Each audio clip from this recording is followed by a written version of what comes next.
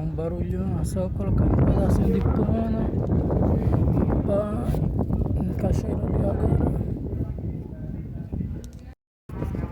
Pronto, aqui ó, já encaixei ele no lugar, agora é só colocar os parafusos e colocar na moto de volta.